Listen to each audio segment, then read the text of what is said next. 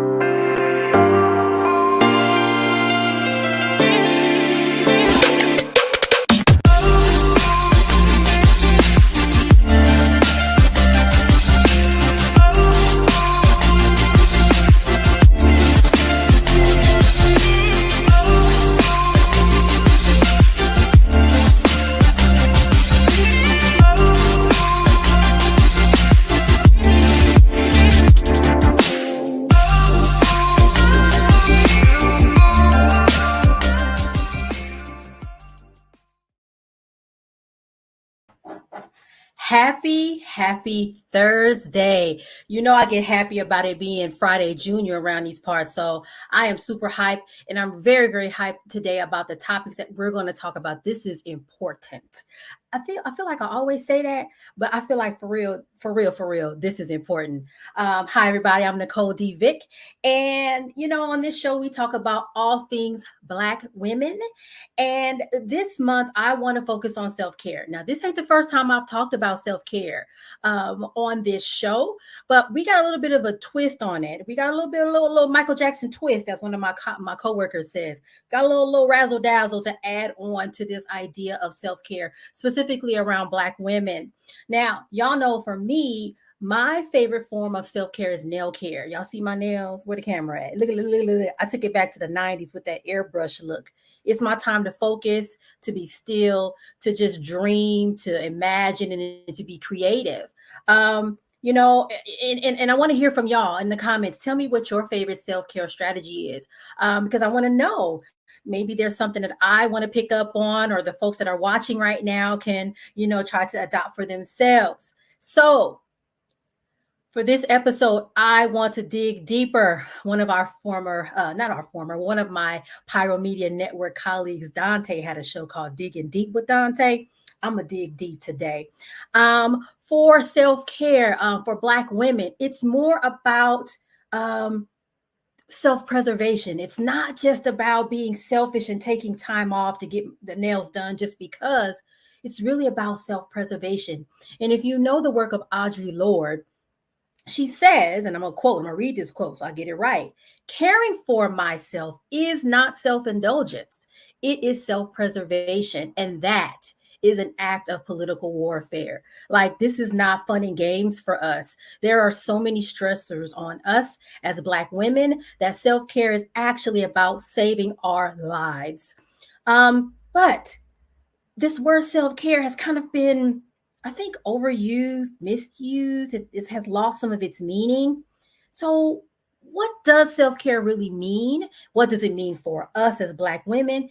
Is there research out there about self-care for Black women?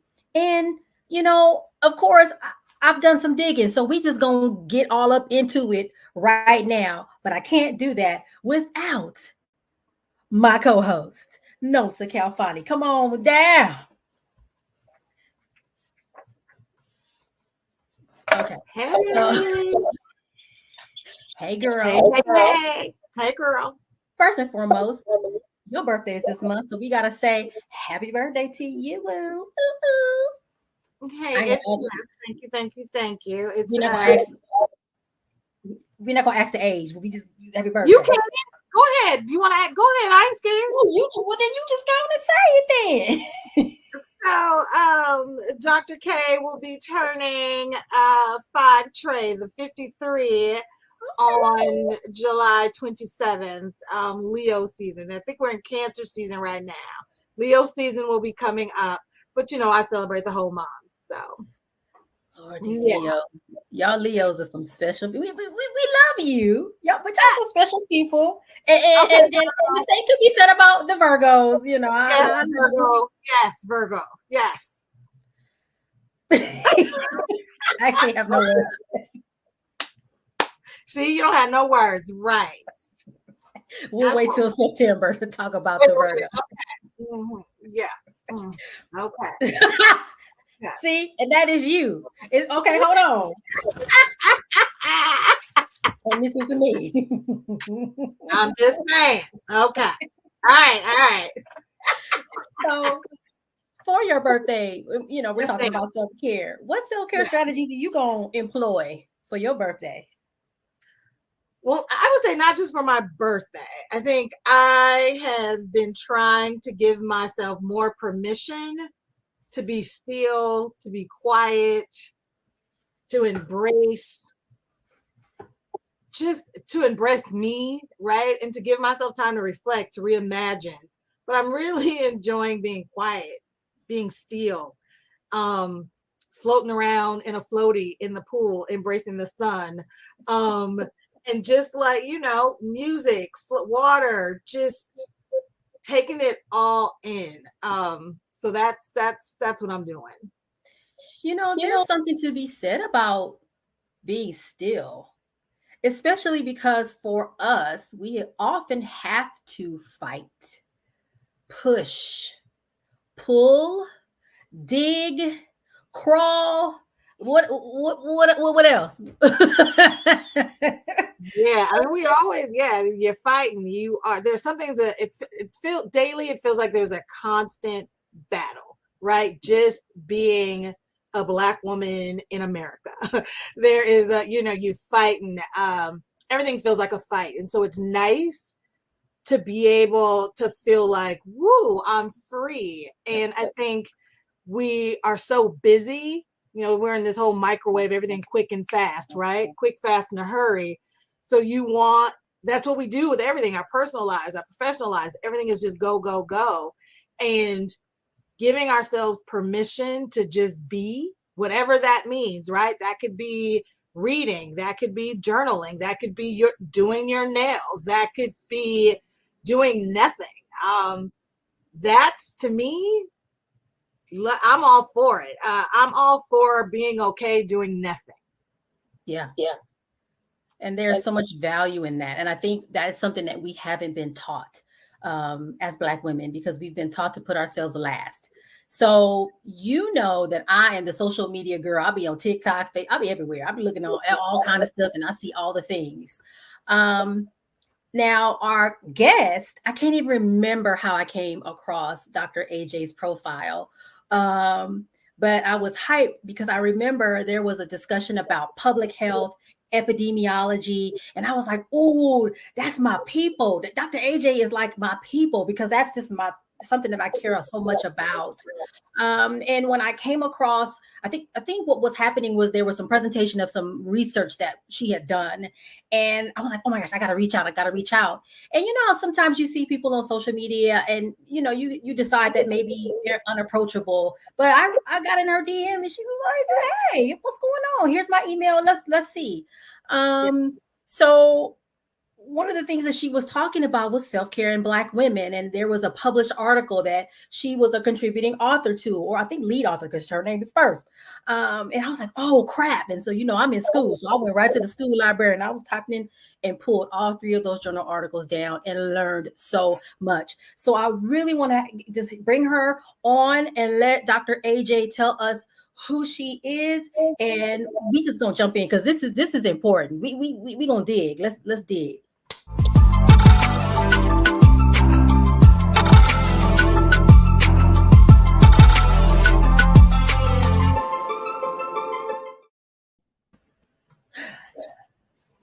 Hey, how are you? Getting old, but I'm here. Did you say getting old? I always say that. So, okay, well, since we talking about age, Nomsa already said her age. She said she's 53. I'm 43. Let's see if you really are getting old. Wait a minute, I'm not 53 yet. I'm still holding on to 52. I'm almost Okay, In the 53. day. You 52 know, and 3/4. Okay. You better give me all my days. 52 and 9/10. 52 and 14/15. I'm 38. I know. Throw this fed. This is look, but we you already started with black women 38 years. I might look good, but these have been some 38 years. And I'm tired. I need a nap. I've been following the nap ministry now that you say that, and I'm like, she ain't said nothing but a word about going to sleep. Like, bye, good night. hello.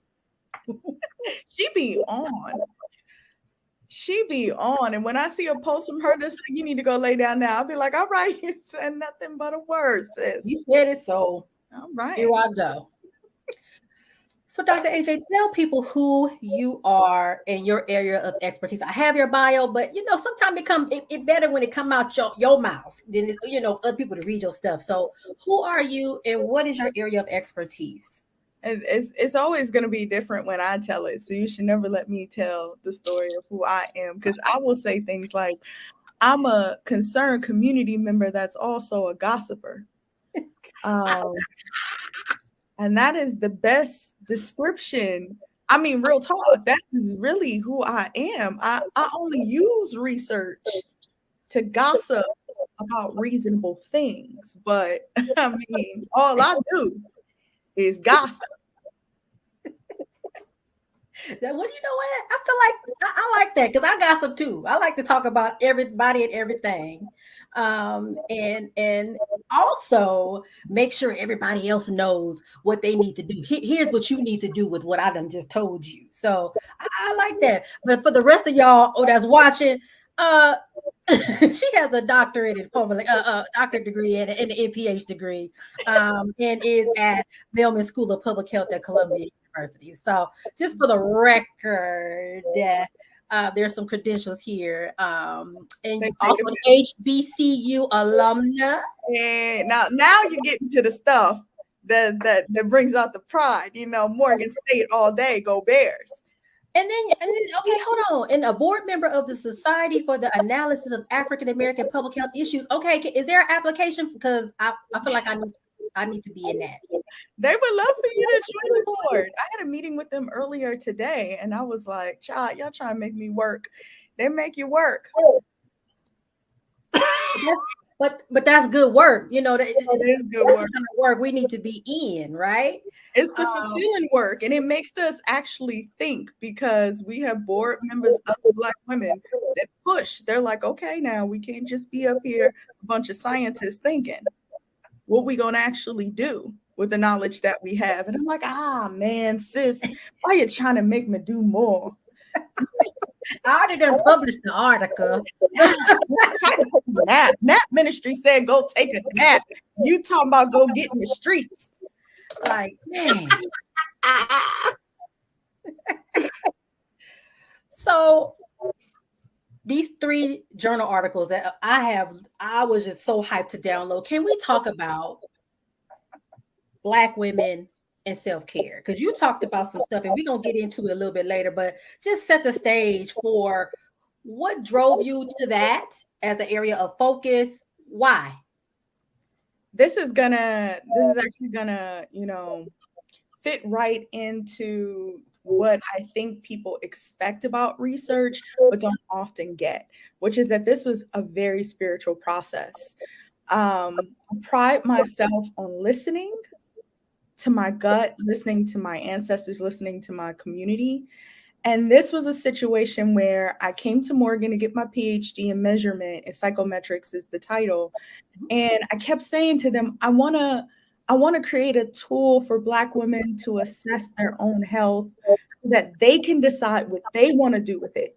Not what someone else tells them to do with it, but what they want to do with it. And I kept struggling my first semester, like self-health, and somehow came across self-care. And as soon as I heard it, I was like, that's it. That's it. I'm running with this. And it was happening alongside the social media movement on self-care. So I had people that I can bounce ideas off of, acupuncturists, spiritual healers, that I would be in their DMs. Like, what do you think about this? I'm building, I'm thinking. And then I would expand how I thought about it. So like I leaned on Bell Hooks's self-recovery.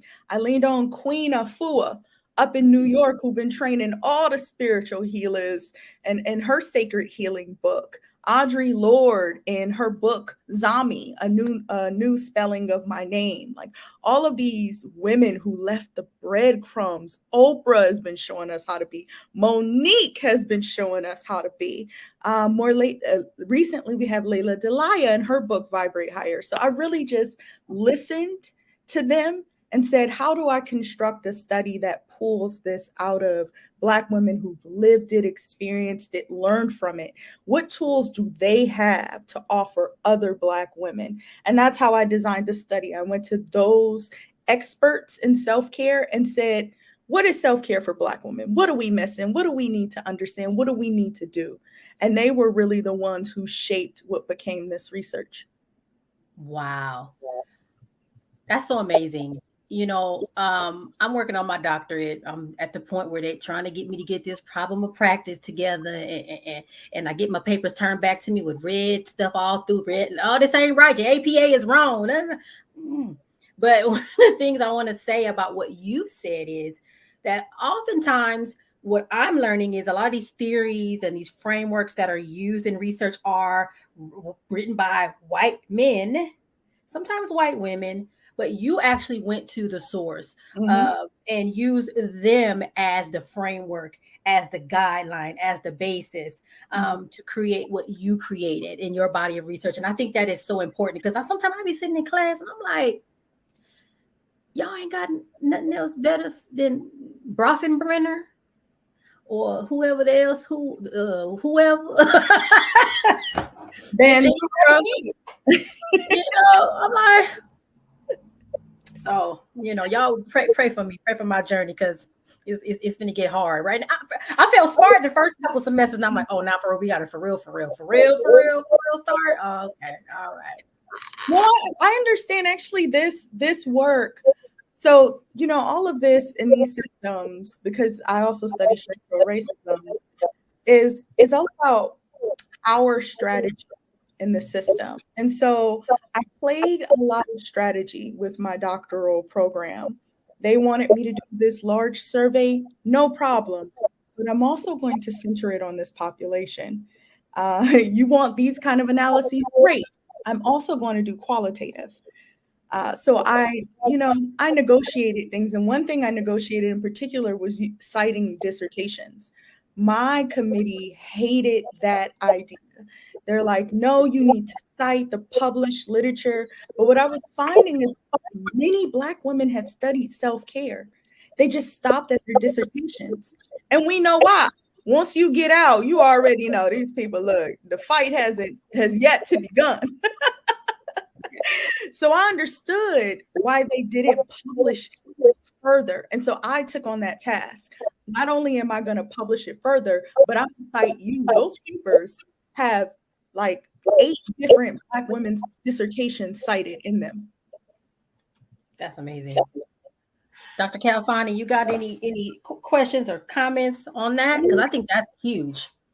That is huge. And I'm glad you raised that, right? Because representation matters, right? And if we are not researching, talking, writing, presenting, conferencing, whatever it is, our lived experiences, then somebody else is talking about us for us, right? And so I think that, being strategic in a, I'm not going to say calculating, but really in that, and it is calculating, right? Because they don't want you to use other dissertation works or just a couple. You can, float a couple in there, but they really want published works, right? Mm-hmm. But dissertations actually allow us to stretch what an initial thought was to something else. So it is great to be able to have those works, to be able to then further the questions and what's important.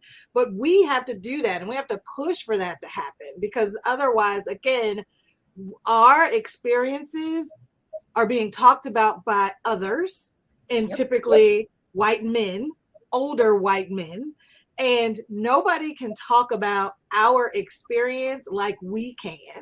No one can relate. And so, evidence-based or promising practices, right? We know what that stuff is, and we need to be able to put that out there. And the more we do it, whether it's in opt-eds, whether it is in, magazines that, Essence, or the things that we know, everybody will pick up, because everybody's not going to pick up a scholarly journal.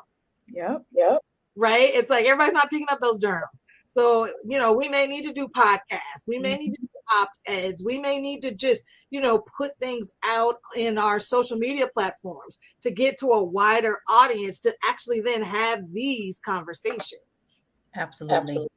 And you'll find that thread, like, we were very strategic in how we published this, from publishing, like Debrina Jackson Gandy had a book on pampering that was big in the 90s. She did a whole Essence tour. Like, in my conclusion section and discussion section, I'm literally like, this is exactly what Debrina Jackson Gandy told you in the 90s. We found through a research study. Duh. It was already there. You just didn't recognize it as scholarly. Yeah. Wow. Yeah. Wow. Yeah. So we got to start dismantling some systems in academia, and that's a whole nother. You might have to come back for that one, because that's a whole nother conversation. One thing that I noticed that was lifted up in your articles was that, one, Black women are disproportionately impacted by poor health relative to white women. And the second one is that there's not a lot of literature on the role of self-care in Black women. And I think, you kind of talked about your expertise in structural racism. And I'm like, well, that sounds like structural racism to me. So can you give some insight on that? We don't have enough evidence on self-care in Black women, but we also have plenty of evidence on the disparities in health outcomes. So can you touch on that a little bit? Yeah, there's a little bit of this tension too, and some of us who study these topics, where we want to demonstrate the impact of racism and sexism and multiple systems of oppression on our lives, but then we also want to showcase how we survive and thrive. So it's like this delicate balance. And I feel like the self-care work I've been working with, that was very important for me, is try to figure out how to tell the reality of this story. It's like, I don't need self-care just because. I need self-care because y'all crazy. Y'all in these streets killing Black people. And I'm scared for my own life. You're poisoning my food. You got me restricted to neighborhoods with pollution. You're trying to kill me. That's why I need self-care. But on top of that, the self-care that I've been taught is often very commercialized. We talk about in the paper how many Black women shared that they got their self-care lessons from white women, tried out those methods, found it didn't work for them, and had to create other sort of systems of thinking about self-care. So we talk about all of that as well. And a lot of that is sort of, a couple people have told me this, that when I talk about the principles, they'll sound very psychological if you're trained in some kind of psychology or social work or something like that. And I often laugh because I think, well, where do you think they got them principles from? Art. That part right there. Hello, say it louder for the folks in the back that missed it. That Where's part. the megaphone? Hello, did y'all hear that? Did you hear it? Right? I mean, I think this whole focus on self-care is important because Black women, we suffer we suffer the superwoman complex. Yes. We can do all things. We are strong. We don't need to take time, and we don't have time to take time, kind of thing. And that message is so it's sabotaging. It is such the wrong message, because it gives the impression that to take care of yourself, to take a moment to be quiet, to be still, whatever that means, is selfish. And like, you ain't got time for that. You need to do these other things. But we are falling up. We are dying. And if we don't slow down and pay attention and take care of ourselves, well, then we can't take care of all these other folks we are responsible for. Absolutely. Responsible for. Right. Now, we're going to stop right there, because I want us to go to commercial. We're going to go to commercial. We're going to come back on that note, because you talked about the strong woman, all these things. I want to talk about that. So let's go to commercial break, and then we're going to come back right to that, because I think that's a perfect way to start back up.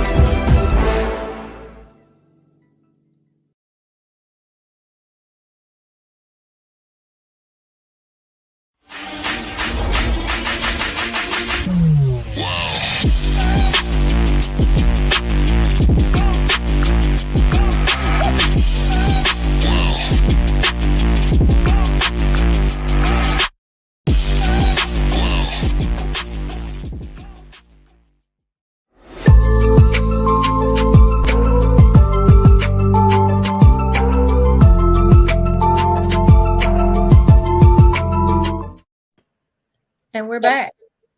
And before we left, Dr. Khalfani had said a thing that we need to continue to dig into. Yes, the floor is yours. So going back to recap, in case those who weren't with us before the commercial break but have joined us now, it's like talking about self-care and but then also just the message many of us as Black women have been taught, and we get stuck in this superwoman complex of we are strong, we can do all things, we can take care of everything by ourselves, we need no help, we don't need anybody, right? And it's selfish to slow down and focus on you, because we have too much stuff. We don't have time. I often hear us say, I don't have time for that. We don't have time, to slow it down. But then, we just talked about also health disparities and the impact and the things that are just killing us, because we are just so busy of taking care of everybody and everything. We are not taking care of us. Mm-hmm. Yeah, you've done the research, you've seen it, you know it, you've seen the data. Tell us. Let me give you the sort of pathway of how this might look for Black women based on the studies that I've done. And so what might happen is you're not taught to take those different periods to heal, right? A traumatic event happens, you just bounce back. You get the reinforcement from your sister friends, from your family members, like, well, what you gonna do next? Like, what's the next step? Come on, hurry up, recover, keep it pushing. And that doesn't allow you to heal. So you just keep moving on these sort of damaged wounds. And then Black women will not invest the time, right? And we're quite magical. So we can slow down the world if we need to, but we're not taught to see ourselves as that powerful. So then we believe we have to just keep being run ragged until we have this grand trauma. And that's how it was referred to in the study, as a grand trauma, like a health condition where you have to change course or die. Yeah. Or some kind of loss of someone you relied on that forces you to really grapple with yourself. And it's at this juncture that many Black women seek self-care. And luckily, it seems like it's not too late, but I wouldn't recommend it because I'd rather be in my whole health now than to risk the chance that I actually survive the grand trauma. And this is why that media representation became so important in the study, because the lack of visualization of self-care was important. Like, we gossiped about TV shows. We talked about Viola Davis and what is that? How to Get Away with Murder. Right. How everyone in the show was a murderer, but her. And the second she said, "Forget these fools, I'm leaving," her character was penalized. She was arrested by the police, dragged back. Everybody talked trash about her. We get these images of a Black woman deciding, like, forget this, I'm taking care of me. All y'all crazy. Yeah. As some sort of, she did something disrespectful, or she's penalized for it. And then we internalize that, like, oh, I can't take any time for me because look what happened. Yeah. Grandma didn't need any time, grandma died at 60. Yeah. It's interesting. All of this that we've been talking about reminds me of the thing that all Black women say: Black don't crack. And it just reminds me that, yes, we are magical. We can stop the world, as you said. But I also realize and recognize that I think we shortchange ourselves by saying stuff like that. Mm-hmm. Yes, we may look younger than, other people of the same age. But I feel like the reality is our insides are cracking. So we might not be cracking right here, but the part that matters the most inside is what's crumbling. So how do we help Black women understand something that you said, that we are worth the pause, the stillness, the self-care well before the traumatic event, the grand event that stops us in our tracks? So many of the women that I spoke with had a whole radical notion of self-care that I just was not ready for. I was expecting it to be these activities, these very particular things you do, go on a walk, whatever the case may be, eat healthy foods. They were like, no, this is a consciousness building. You have to literally decolonize yourself from all the things you've been socialized to believe about who you are and who you can be. And so they set this sort of first principle of deep work. Go in, figure out who taught you to get up and make the plate for the men. Who taught you that? Who reinforced that for you? And then strip that from yourself. Whatever is not truly you, strip it from you. And then decide who you want to be. That's the second principle, which is to take authority over your life. Decide what behaviors, what ethics, what goals really embody who you truly are, not what was given to you since birth. And a lot of that work will require principle number 3, which is reconnection. Black women talked a lot about either not being connected to a spiritual community, not being connected to their own gut, their intuition, how they truly felt about something. I mean, some of them were just like, I don't even know how I really feel about it, or if this is my mom coming out of me. And then once that consciousness is built, then you get to enjoy the self-care lifestyle where you can explore different activities that really build that consciousness for you. That might be yoga for real, or it might be at the nail shop. It might be a dance class. It might be sitting with your girls. Whatever it is, it has to only be appropriate for you. No one else appropriate for you. And then the last principle is accountability, because Black women,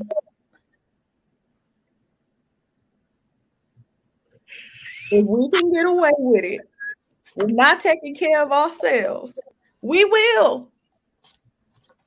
And there was some debate on whether or not you really needed other Black women as like a sisterhood to help you be accountable. Some people felt that you just needed someone who was on their path to help them be accountable. Whatever the case may be, if it's a worksheet or if it's a tracking document, an app, there needs to be some form of accountability so you can see really what happens when you hold yourself to it. You telling them a lot of people. I said, dang, and told on me. Because I can relate to a lot of this whole idea of not even trusting your own gut. And literally be like, I don't know, like a decision comes up and I'm really literally not knowing, was this the right thing? Is this the right place I'm supposed to be? Because I have not been connected to that gut. I haven't been taught to trust it. And sometimes what happens in life, you get put in situations where you're forced to be like, wait a minute, hold on, this ain't right. But that was that deep work that you have to do to realize what's happening to be able to even figure out what to do next. So those are very real and relevant to me. I don't know, Nomsa, did any of those resonate? Because I was like, ooh. No, all of it, right? And then, for all different things, right? I mean, I was like, ooh, you talking to my spirit right now. I mean, because I do think, we all go through these different journeys. And I was on a sabbatical, and I felt like that was a very freeing time, probably the most freeing time I've had in my career. And I gave myself permission to do absolutely nothing. I had nothing planned, nothing scheduled. And some people were like, you ain't going nowhere. You ain't doing nothing. I'm like, I'm going to my backyard. I'm going to maybe catch up on some TV. I wrote, but I swam. I was in our pool. I was swimming, and my mind just felt free. And I was like, I want to hold on to these feelings. I want to hold on to this. I don't want to get back into that rut of busy and be busy for the sake of being busy, but to really listen to heart, body, and soul and slow down. And I just think everything that you've just talked about is just important for us to do and give ourselves permission to do, because we're not given that, right? We're not taught that. And we look outside of us, in the outer communities to, for what that means. And so some of us think, oh, that's just going to the spa, or that's, but it's deeper than that. It is that spiritual thing and connection, right? It is survival. It's revolutionary, right? And so that's how, it's like, girl, come on, this is just timely. And it's just something, I just keep saying to myself and others, we just got to give ourselves some grace and patience. It's okay to be still. Yeah. And I love that this last point about being still, because this came up a lot. And there were a few generational things that were sort of disconnects, where I had younger people say things like, I was taught to be still. We might have passed down some of those things, but never explained to people what you're doing in that moment. So they're like, I'm being still, and what? My great grandma would light a candle. Like, yeah, but she wasn't just lighting the candle, like that was symbolism for her. And so because of that, I started thinking about what is truly the process in an emergency, because this kind of deep work stuff takes time. That's getting in touch with the creator giving you, the person you were before humans got their hooks into you. But there is like a self-care you need in the moment when some emergency happens. And that's sort of like a couple different things. Like, first, comfort your spirit and don't judge yourself. If that's eating a cupcake, girl, you better tear that cupcake up. Whatever you got to do to comfort your spirit in an emotional emergency, you do it. Yep. And then you cleanse your body, because imagine all those hormones and emotions that have just flooded your body. Like, now you got to detox, fast, meditate, sweat. I don't know, whatever you do, get that energy up out of you, and then replenish what you've just pushed out. For me, that's grooming myself, but for other people, that might be reciting affirmations, reading their Bible, doing more reconnection work, and then restore the basics. Now you're getting back to normal, right? You had an emotional emergency, you had to cleanse your body, you replenished it. Let's get back to the basics. Like, let's do those basic things that keep you healthy. Is that getting sleep? Is that moving your body? Is it practicing mindfulness? Is it ignoring phone calls from people? Whatever that basic level is, get back to that, and then start building on other things, like taking time to listen to yourself, taking time to inspire yourself, going to dances, reading, going to art, being in nature, claiming space for yourself, creating something. I don't know what it is about Black women in creation. When we create things, we heal. Yes. Yeah. So create that garden, create That's that right. art, create that revolutionary idea Yep. that's been in your back pocket, and then start practicing prevention so that you don't end up back in this place again.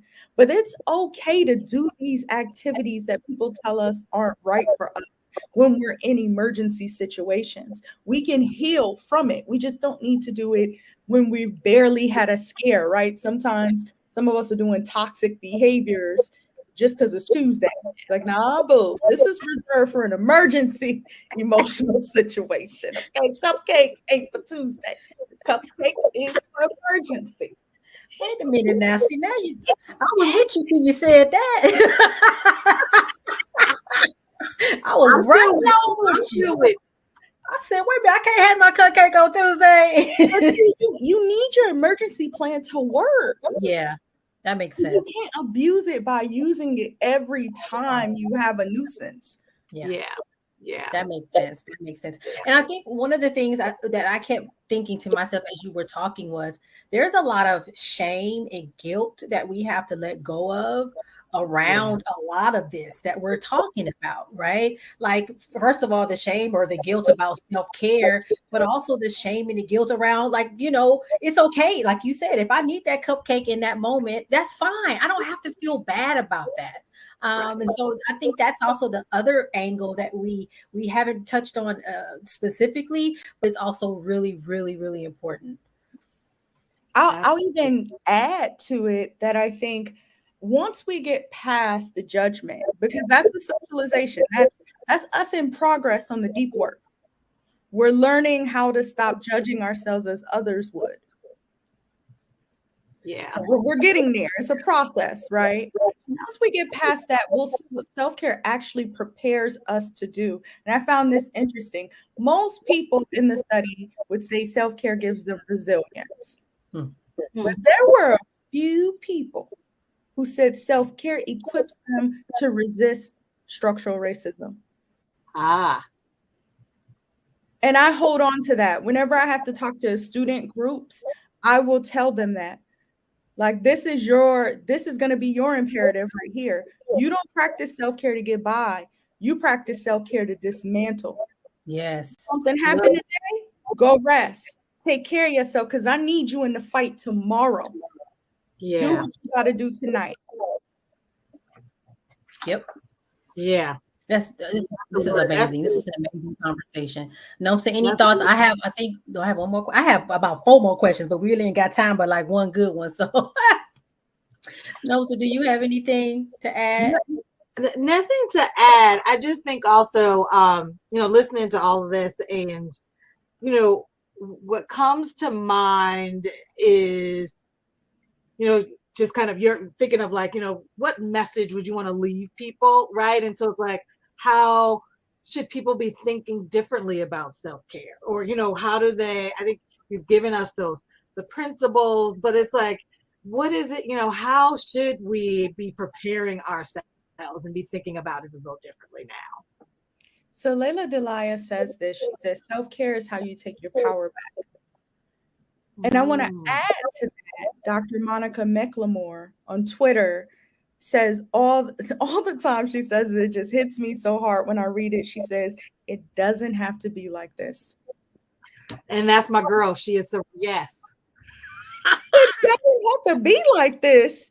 Now put that together with Layla Delia's idea that self-care is how you take your power back. Then you're like, oh, I can change the world. Let me get on my self-care hype.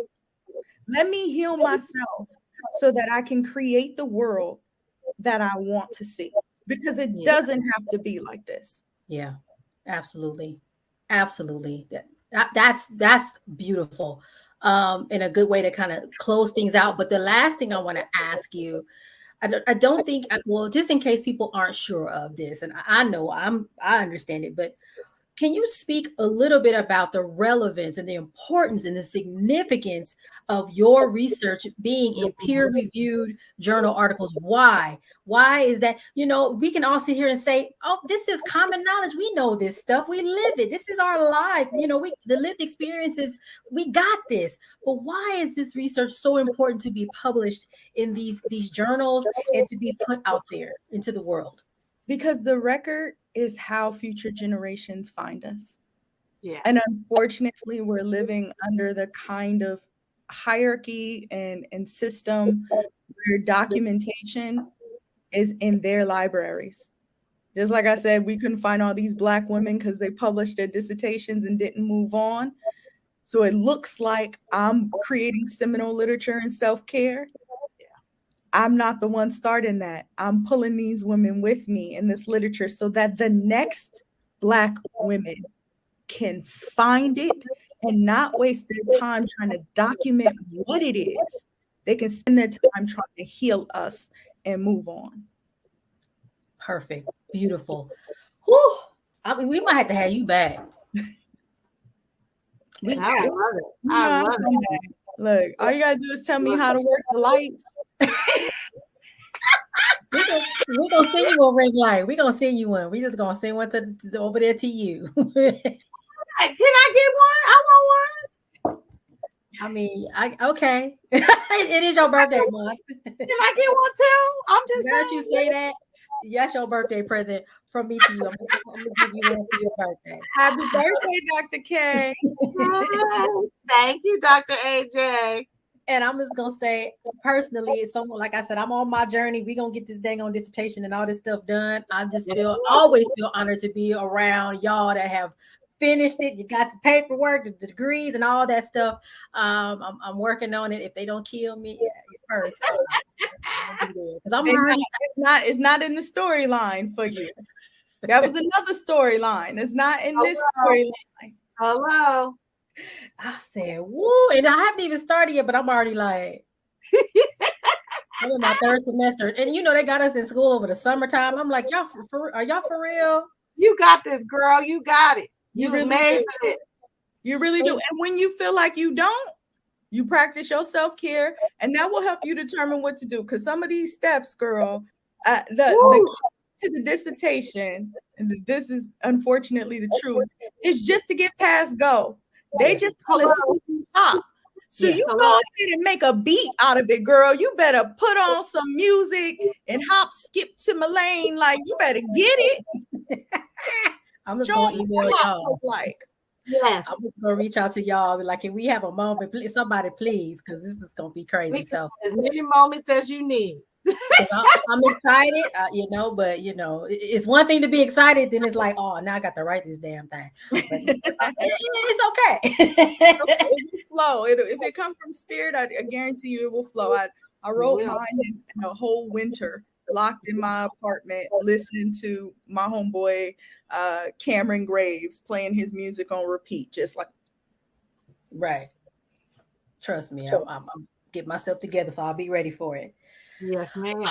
Well, thank you, Dr. AJ. It was amazing. Again, you are a member of the NicoleDVick Live family. We might have to bring her into the Sister Friends circle. I feel like, This is beautiful. But thank you so much for being here, Dr. AJ. And I forgot to acknowledge we had one of our friends, Milan. She left a comment, and I'll go back and address it. It was a beautiful comment about the work that she does on maternal health.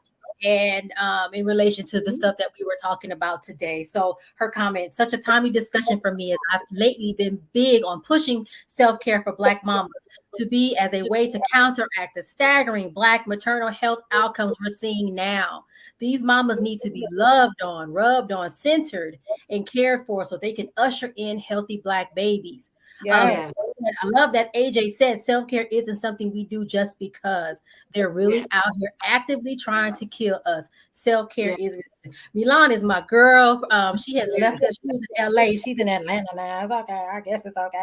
But love her just the same. And I'm very proud of the work that she does. All right, y'all. Holla at me. I got a student that can help you, sis. Holla. Okay, well, I'm gonna make that. How cool. You know, that's me. I'm the connector. I'll connect everybody. So that will be, we will make that happen. All right. Thank you so much for being here, Dr. AJ. Thank you, Nomsa. Happy birthday again. We're going to close up out of here. Remember, you all, you can watch this replay, YouTube, Facebook. Pick up a copy of my book, which I'm now considering. I'm like, maybe I need to rename that book. Pushing Through now just don't sound right no more. But that's what it's called. Pushing Through, Finding the Light Every Lesson. And my guided journal, Push Through, 52 Weeks of Light in Tough Times. You can follow me on social media. I am on Instagram. I'm on Facebook, LinkedIn, all of them things. TikTok now. I'm trying to be a TikToker. You can visit my website, www.NicoleDVick.com. Woo-hoo! And don't forget, when we're not doing NicoleDVick Live, we are doing Pushing Through, my video podcast with my beautiful, beautiful 25-year-old daughter.